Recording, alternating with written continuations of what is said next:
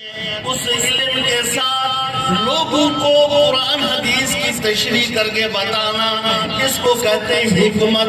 رب کریم جس کو حکمت عطا فرماتا ہے، ان کے ساتھ بعض ایسے مشائخ ہیں، ان کی صحبت میں، ان کی محبت میں، ان کی خدمت میں، ان کے درس میں رب کریم روحانی طریقے سے، ان کی کلمات کے اثرات سے دل کو اللہ روشن کرتا ہے، صاف کرتا ہے۔ وَيُزَكِّيهِمْ، یہ ان اللہ کے ولیوں کا بیان ہے جن کی صحبت اور حکمت تعلیم سے رب لوگوں کے سامنے کے دل کو صاف کرتا ہے۔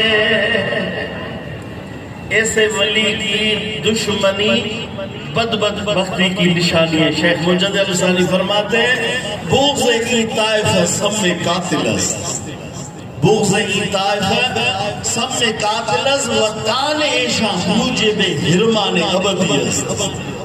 مکتوبہ شریف میں شیخ مجدد الثانی فرماتے ہیں بغض ای طائفہ، ایسے اللہ کے ولی کے ساتھ بغض رکھنا سب میں قاتل ہے۔ فرماتے طعن ایشاں موجب حرمان ابدیت، جو شخص ان پر طعن کرے، ان پر بد چینی کرے، سخن چینی کرے، فرمایا پوری زندگی وہ بدبخت رہے گا۔ پھر فرماتے شیخ الاسلام حربی عبداللہ نصری انصاری گفتز کلائی ہر گرا باما دراندازی اور باما دراندازی۔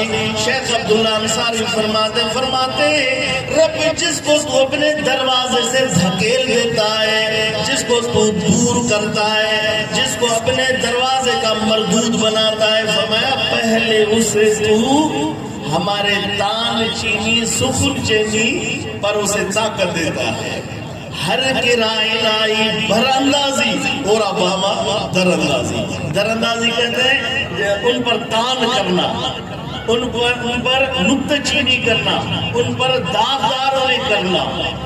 یہ وہ لوگ ہیں تو میری جان میرے دوست جو والحکمت ویزکی انکا انت العزیز الحکیم، رب تو کر سکتا ہے، حکیم ہے، تو سمجھتا ہے میں کس کے گھر میں سے ایک شخص کو چنوں، کر سکتا ہے جب بھی تو چاہے قیامت تک۔ انکا انت العزیز الحکیم، غالب اور حکمت والا ہے، رب کی مرضی پورے کراچی کو ولی اللہ بنا سکتا ہے، ان کی مرضی۔ حکیم فرمایا اشارہ ہے اللہ جسے تو چنے، تیری مرضی جسے چاہے۔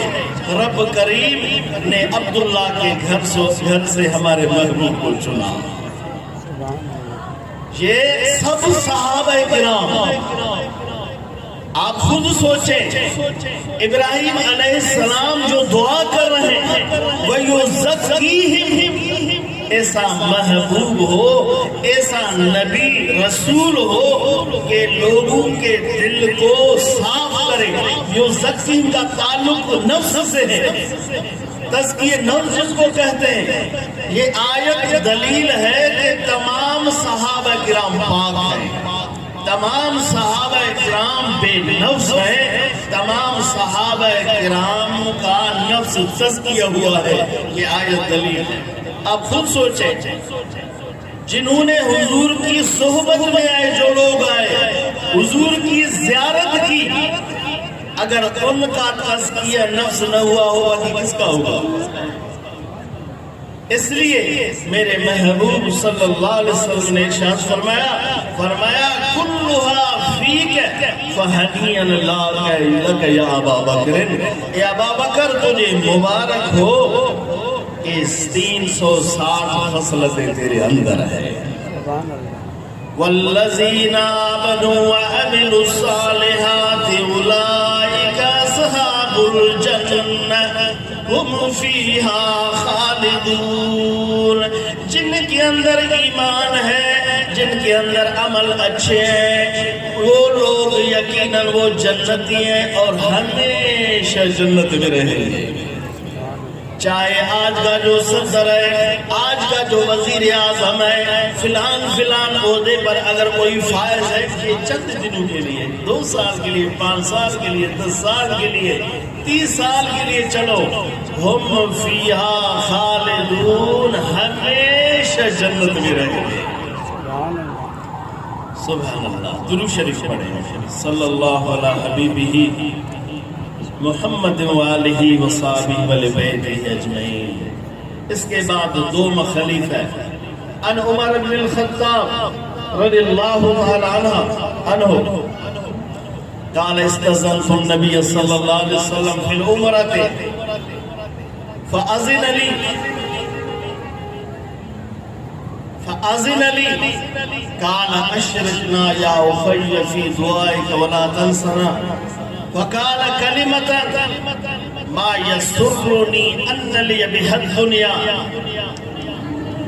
اللہ اکبر۔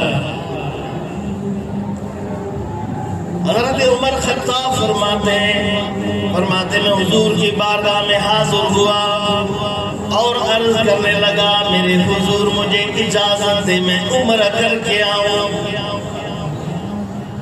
عمرہ کرنا سنت ہے لیکن میرے محبوب صلی اللہ علیہ وسلم کی صحبت کو آدمی یہ بڑی غنیمت ہے۔